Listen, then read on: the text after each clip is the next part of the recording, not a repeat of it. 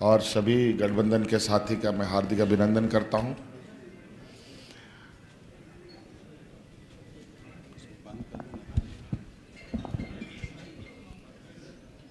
चुनावी समर है और सभी दल अपने अपने तरीके से चुनावी तैयारी करते हैं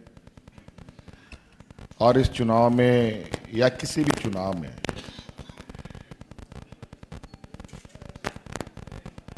दलों के द्वारा राज्य की जनता को ये बताना जरूरी है या जरूरी होता है कि अपने अपने दलों के पक्ष में वोट क्यों की जाए, मतदाता को क्या बताया जाए कि वो आपके पक्ष में वोट करे। और इसको लेकर आज हम लोग महागठबंधन के सभी झारखंड में जो लोग गठबंधन में शामिल हैं वो एक साथ यहाँ एकत्रित हुए हैं और आज हम लोगों ने आपके समक्ष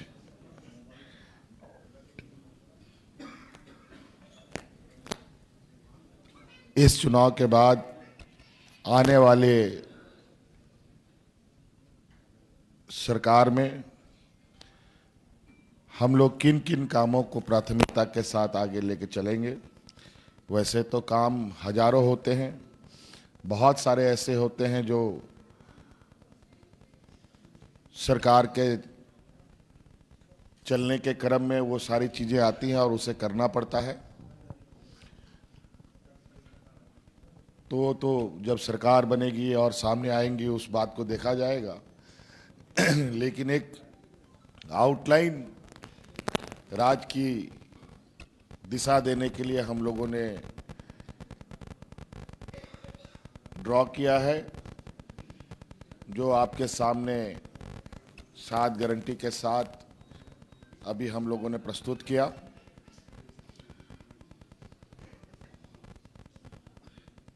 अभी वर्तमान में हम लोगों की सरकार है और शायद वर्तमान में कई चुनौतियों के बावजूद महागठबंधन सरकार ने जो मेरे नेतृत्व में चल रही है एक ऐसी लकीर खींची है जो अलग राज होने के बाद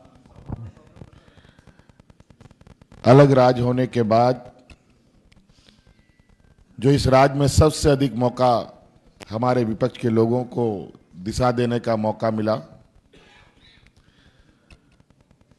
उन्होंने राज्य को तो दिशा दिया नहीं बल्कि राज्य को दिशाहीन जरूर कर दिया।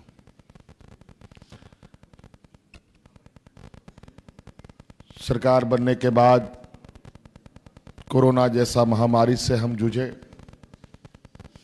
2 साल से अधिक लंबा उसमें सरकार का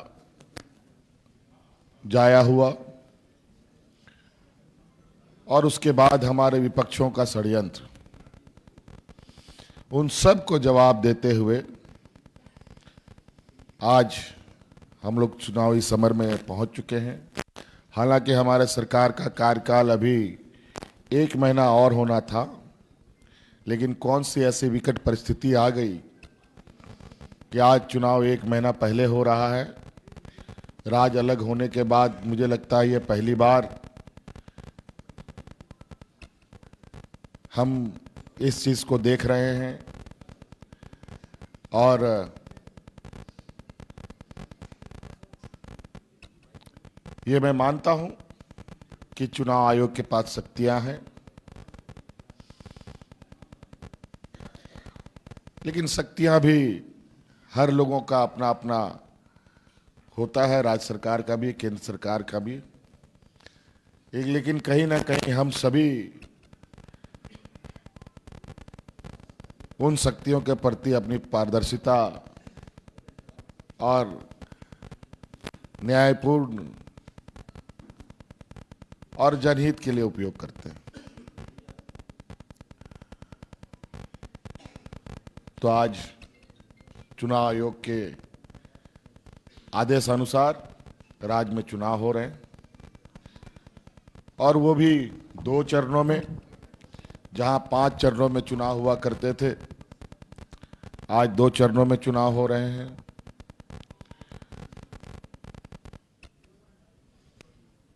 और इन सब के पीछे चुनाव आयोग का क्या तर्क है, क्या विषय है, वो तो आप सब लोग चुनाव आयोग से प्राप्त कर सकते हैं। लेकिन अब समय धीरे धीरे आगे बढ़ रहा है, और हम लोग आज आपके समक्ष इस राज्य के लिए आने वाले सरकार का एक आउटलाइन जो हमने ड्रॉ किया है वो आपको दिखाया जा रहा है। और इससे भी कहीं गहराइयों में जाकर राज्य सरकार काम करेगी, क्योंकि झारखंड देश के सबसे पिछड़े राज्यों में से एक है। वर्तमान सरकार में हम लोगों ने हर संभव प्रयास किया है कि उन लोगों तक पहुंचे जहां आज तक सरकार की ना आवाज़ें पहुंची है, ना सरकार की कोई लोग पहुंचे हैं, ना सरकार की किसी तरीके की उपलब्धियां पहुंची। हम लोगों ने वहां तक पहुंचने का काम किया, और आज आप देखेंगे पूरे राज्य में लोगों के चेहरे पर मुस्कान है, उत्साह है,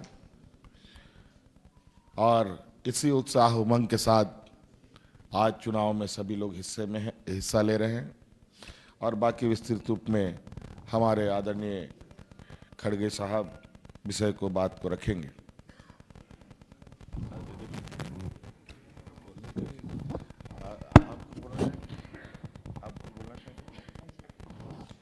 इससे पहले थोड़ा सा हमारे यादव जी कुछ बात करें।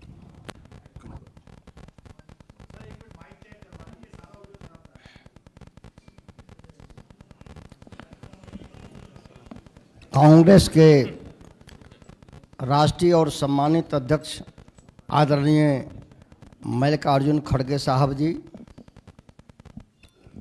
झारखंड प्रदेश के माननीय मुख्यमंत्री और झारखंड प्रदेश के आन बान और शान माननीय हेमंत सोरेन साहब जी, और लेफ्ट के आदरणीय शुभेंदु सेन जी, मीर साहब, सभी सम्मानित महागठबंधन के नेतागण, माननीय मुख्यमंत्री आदरणीय हेमंत सोरेन जी ने स्वयं जब अपनी बात रखने का काम किया तो सारी बात सामने आ गई, और आदरणीय खड़गे साहब स्वयं जो है अपनी बात जब रखेंगे तो और भी बातें आएगी। मुझे राष्ट्रीय जनता दल की ओर से राष्ट्रीय अध्यक्ष आदरणीय लालू प्रसाद यादव जी ने और हमारे दल के नेता श्री तेजस्वी प्रसाद यादव जी ने नामित किया है, और इसमें शामिल होने का मौका मिला है। झारखंड प्रदेश को बढ़ाने में और हर को सम्मान देने में जो महागठबंधन के माननीय मुख्यमंत्री हेमंत सोरेन जी ने काम किया है वह सराहनीय है, और वह सराहनीय ही नहीं है बल्कि 1 वोट 7 गारंटी की योजना और भरोसा बरकरार गठबंधन सरकार पुनः जो है माननीय हेमंत सोरेन जी के नेतृत्व में महागठबंधन की सरकार आएगी, और यहाँ जो नफरत फैलाने वाली ताकत है उसका ठौर ठिकाना नहीं रहेगा। इतना ही मुझे कहना था।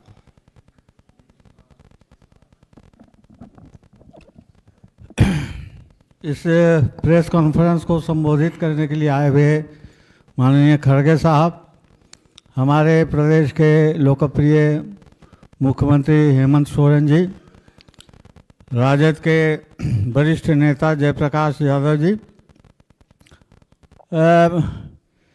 वैसे तो ये जो जिस नए पत्र को हम लोग यहाँ प्रस्तुत करने के लिए एकत्रित हुए हैं। ये बेसिकली एक सोशलिस्ट कॉन्सेप्ट पर आधारित है, इसलिए इसका तो तहे दिल से मैं समर्थन करता हूँ, हमारी पार्टी समर्थन करती है। लेकिन यहाँ मैं एक और बात कहने के लिए थोड़ा समय लेना चाहूँगा। अभी हाल में बहुत कम दिन हुआ, हमको डेट ठीक से याद नहीं है, रांची के प्रेस क्लब में इसी तरह से इंडिया गठबंधन की ओर से एक संयुक्त प्रेस कॉन्फ्रेंस हुई थी। उस प्रेस कॉन्फ्रेंस में हमने कहा था कि ये जो एक हिस्टीरिया का मरीज के जैसा बिहेव कर रही है बीजेपी इस चुनाव में, उसके पीछे जो कारण है वो कारण है कि उनका एक हिडन एजेंडा है। अब वो हिडन एजेंडा क्या है, उसका एक छोटा सा तस्वीर आपको आज का एक वाकया से सुना देना चाहता हूँ। आज बड़का गांव में एक चुनावी सभा को संबोधित करने के लिए यूपी के मुख्यमंत्री योगी जी आए हुए थे और उनका स्वागत के लिए वो जो एक भाड़े पर लिया हुआ कैंडिडेट है बीजेपी के द्वारा, रोशन लाल जी, तो उन्होंने करीब 1 दर्जन बुलडोज़र वहाँ उपस्थित किया और उस हर बुलडोज़र में बीजेपी का झंडा था। मैं समझता हूँ ये बहुत सिंबॉलिक है और इसका जो संदेश है उस संदेश को सब मतदाताओं को बहुत बढ़िया से समझ लेना चाहिए कि अगर उनकी सत्ता कायम हो गया इस राज्य पर तो ये बुलडोजिंग का एक पूरा अध्याय शुरू होगा और ये सिर्फ मुस्लिमों के खिलाफ टारगेटेड नहीं रहेगा।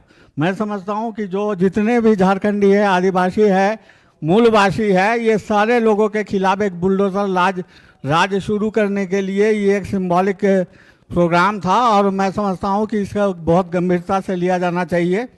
और आपके माध्यम से मैं चुनाव कमीशन से एक और दरख्वास्त करूँगा, वो है कि ये जो हेमंत विश्व शर्मा है, वैसे लोग अब कहने लगे हैं कि ये विश्व शर्मा है, तो इनको झारखंड के लोग इनको एक तरह से पर्सोना नॉन ग्राटा घोषित कर दिए हैं, अवांछित व्यक्ति के रूप में। और मैं चुनाव आयोग से घोषणा करूंगा कि इस चुनाव में हर तरह का काम से उनको बरी किया जाए, उनको अलग किया जाए, तो शायद एक बेहतर चुनाव हम लोग यहाँ कर पाएंगे। इन्हीं बातों के साथ मैं अपनी बात समाप्त करता हूँ। सभी को लाल सलाम।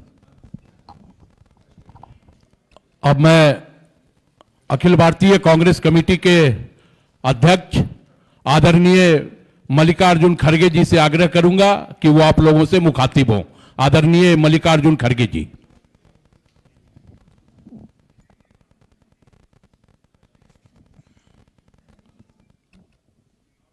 सम्मानित Hemant Soren ji, chief minister Jharkhand, Ghulam Ahmad Mir, general secretary AICC, Jayaprakash Narayan Yadav, Shri Keshav Mahato, Kamlesh और शुभेंदु सेन जी और मीडिया के मेरे सारे दोस्तों और यहाँ पर जो पधारे हैं बहुत से इम्पोर्टेंट लीडर्स, अभी आपके सामने हेमंत जी अपने विचार रखे और कैसा उन्होंने इस राज्य का कारोबार संभाला, कोविड से लेकर अब तक या जेल से लेकर अब तक सारी चीजें उन्होंने अपने प्रेस कॉन्फ्रेंस में यहाँ पर रखा। यह हमारी गठबंधन सरकार है जिसकी मुखिया हेमंत सोरेन जी करते हैं और आज गठबंधन की टीम मिलके ये जो 7 गारंटी आपके सामने रखे हैं वो सब जनता के लिए है और सामान्य जनता को इसका लाभ दिलाने के लिए ये गारंटी हमने माना है। और ये ऐसी गारंटीज है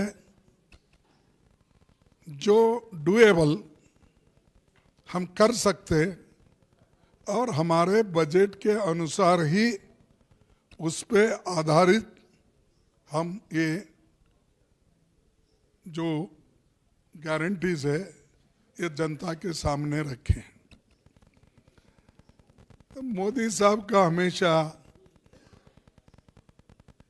जब हम कुछ गारंटी की बात करते हैं तो उसको फौरन उसके ऊपर टीकास्त्र करते हैं। कल शायद या परसों कल यहाँ आए थे झारखंड में, उन्होंने अपने विचार रखते हुए या भाषण देते हुए मेरा भी उन्होंने जिक्र किया कि कांग्रेस के लोग जो गारंटी देते हैं उसका कोई भरोसा नहीं। और ये बात खरगे साहब ने बेंगलोर में कही। देखिए, हम जो गारंटी देते हैं वो निभाते हैं, अनुष्ठान में लाते हैं। लेकिन मोदी जी जो गारंटी देते हैं और कहते हैं ये मोदी की गारंटी, उन्होंने कभी अपना वायदा पूरा नहीं किया। चाहे वो 15 लाख की बात हो, चाहे वो 2 करोड़ नौकरियों की बात हो, चाहे वो अपना डिमोनेटाइजेशन के वक्त उन्होंने जो बात की थी और किसानों का एमएसपी मैं दुगना करूंगा। अगर उस वक्त एक बात भी उन्होंने बहुत धैर्य से किए, बहुत कॉन्फिडेंस से किए, कोई प्राइम मिनिस्टर ऐसा नहीं कर सकता। एक बहादुर प्राइम मिनिस्टर ही कर सकता है। जब वो अपनी बात रख रहे थे पार्लियामेंट में, तब उन्होंने ये बात की थी 100 दिन में अगर मैं जो ये वचन दे रहा हूं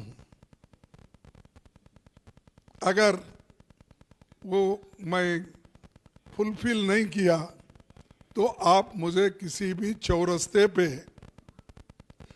चौरस्ते बोलते ना, चौराहे पे, तो मुझे सजा दो। अब आप ही बोलिए झूठ कौन है? अरे एक प्राइम मिनिस्टर ऐसा बात करके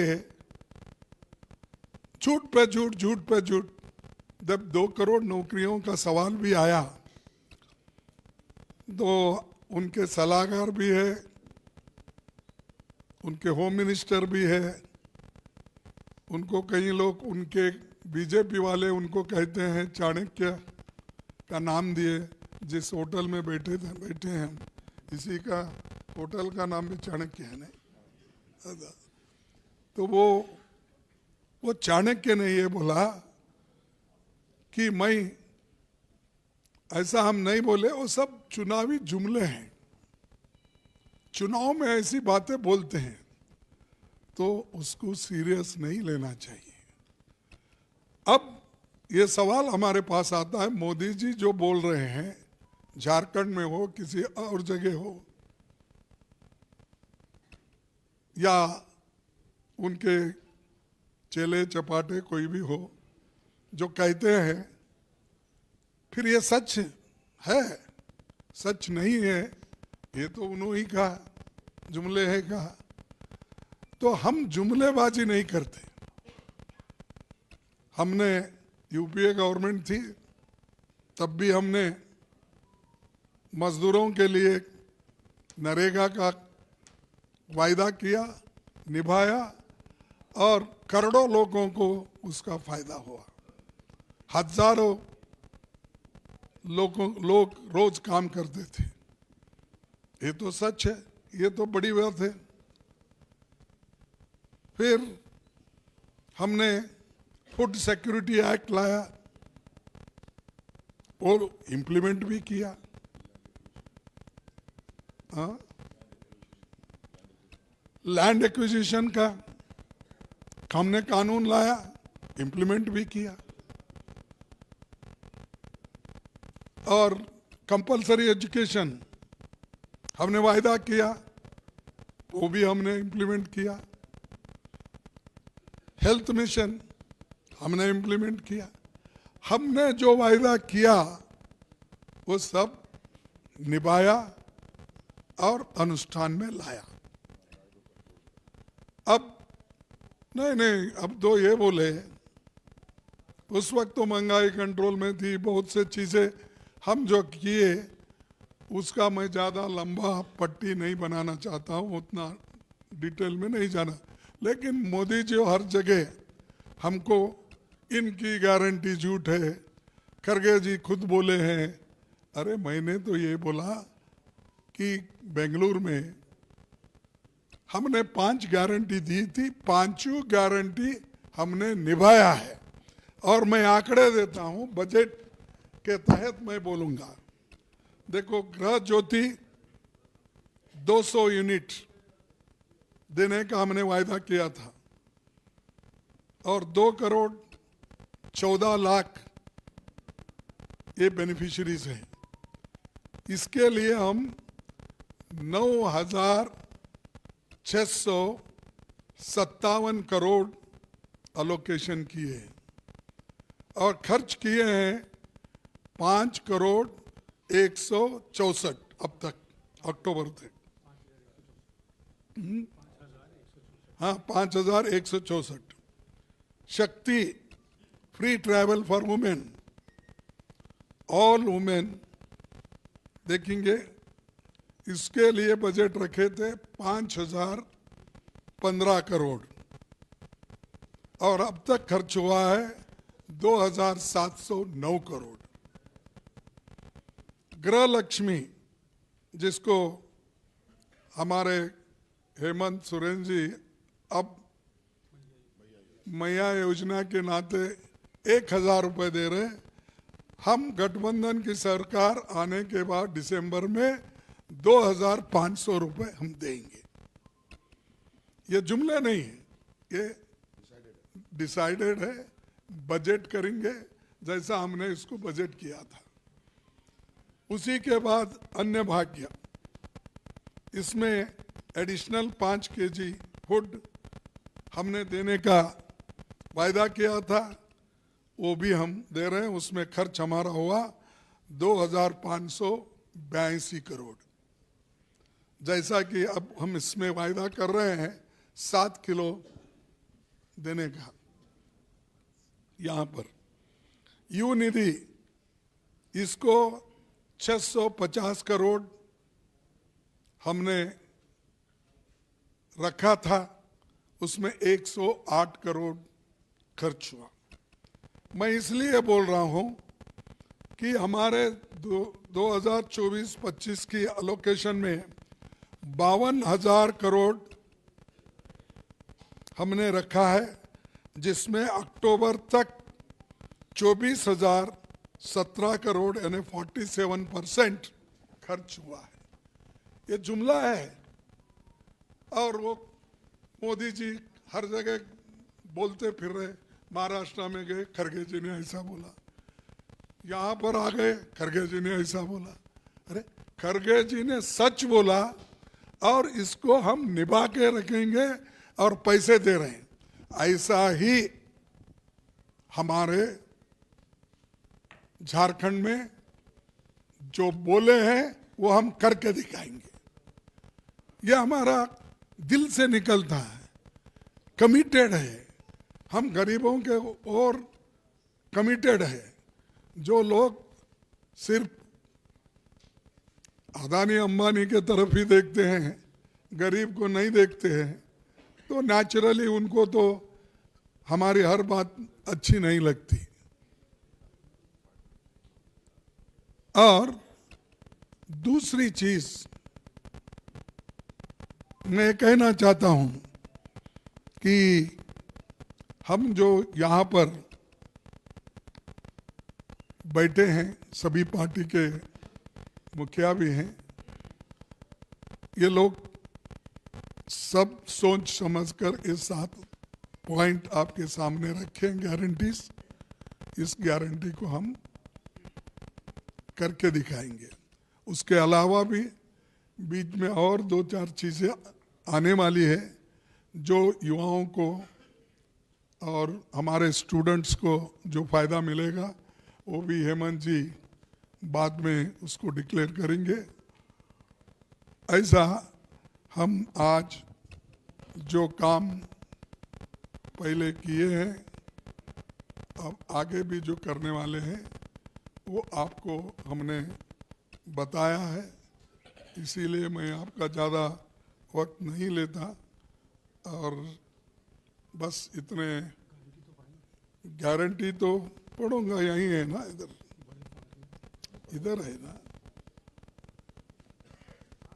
यही ना, पढ़ो आप पढ़ो, मैं पढ़ दूं, पढ़ो।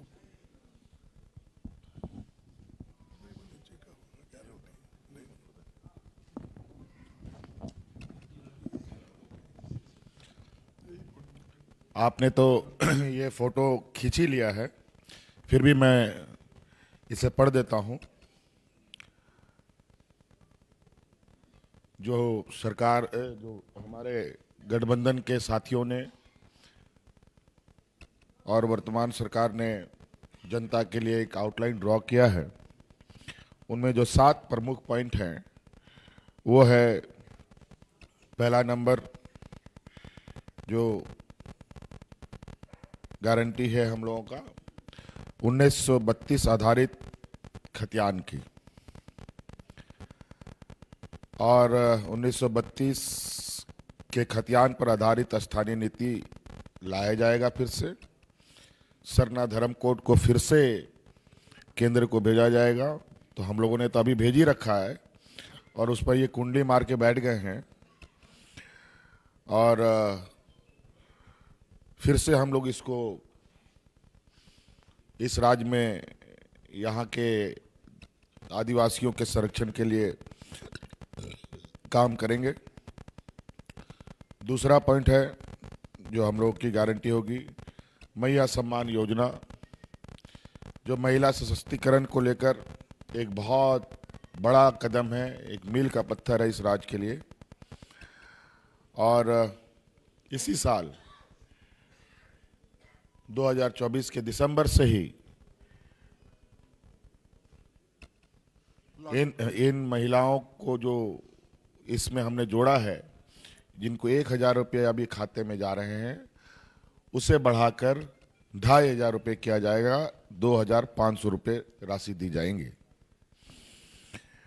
तीसरा गारंटी है सामाजिक न्याय की, एसटी 28%, एससी 12%, ओबीसी को 27% एवं अल्पसंख्यक के हितों का संरक्षण करने हेतु संकल्पित, साथ ही पिछड़े वर्ग कल्याण मंत्रालय के गठन हेतु संकल्पित। आपको पता है, यही जुमलेबाजों की ये समूह ने यहाँ के पिछड़े वर्गों को जो 27% आरक्षण मिलता था, इन्हीं के सरकार ने उस 27% आरक्षण को काटकर 14% कर दिया था। हम लोगों ने अपने सरकार में इसको प्रयास किया कि पुनः 27% मिले, लेकिन इस हमारे कार्रवाई पर भी ये कुंडली मारकर बैठ गए। हम लोग फिर से इसका प्रयास करेंगे ताकि इस राज्य के हमारे ओबीसी समुदाय को उनको उसका हक अधिकार मिल सके। चौथा गारंटी है खाद्य सुरक्षा की, राशन वितरण 7 केजी प्रति व्यक्ति किया जाएगा। और पांचवा गारंटी है रोजगार एवं स्वास्थ्य सुरक्षा का 10 लाख युवक युवतियों को रोजगार से जोड़ने का लक्ष्य रखा जाएगा। 15 लाख तक के स्वास्थ्य बीमा की जाएगी जो गरीब परिवार हैं। और छठा है शिक्षा की गारंटी और चौथा है किसान कल्याण की, जिसमें एमएसपी को हम लोग और अधिक बढ़ाएंगे। तो 2400 रुपये है, उससे अधिक बढ़ा करके हम लोग 3000 रुपये से भी अधिक ले जाने का हम लोग का प्रयास है। और इसमें साथ साथ में जो वन उपज है, आपको मालूम है कि सरकार ने एक फेडरेशन भी बनाया है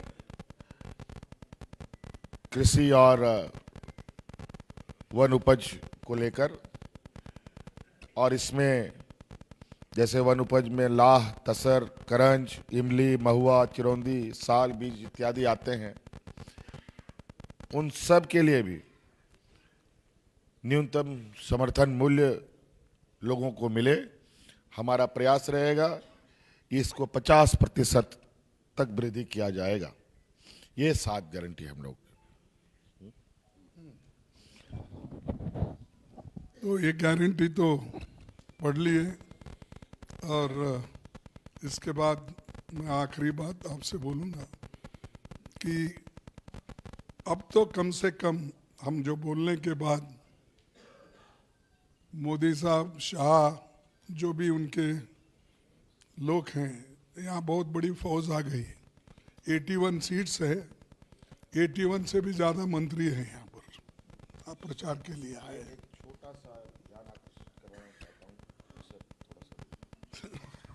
एक छोटा सा ध्यान आकर्षित कराना चाहूँगा आप लोगों को।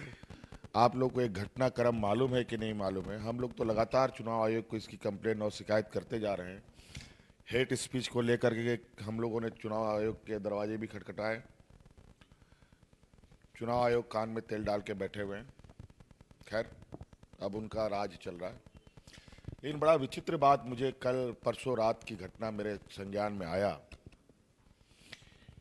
कि यहाँ पर चुनाव आयोग द्वारा देश के विभिन्न कोने से फोर्स को यहाँ लाया, डिप्लॉय किया गया है।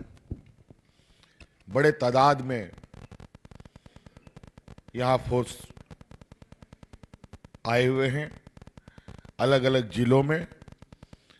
और अभी जो मुझे जानकारी कल मिली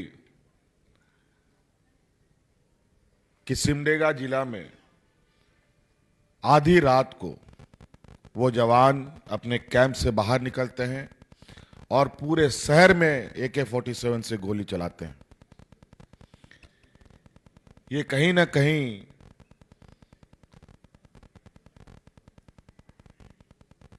ये एक ऐसा संकेत है कि चुनाव के दिन भी